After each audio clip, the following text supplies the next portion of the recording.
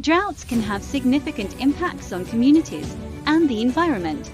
Preparing for a drought is an important step in reducing its impact. Here are some top ways to prepare for a drought. Implement water conservation measures, improve water storage capacity, discover water in unusual places, improve drought monitoring and early warning systems. Increase public awareness and education, strengthen collaboration and partnerships. Consider long-term solutions.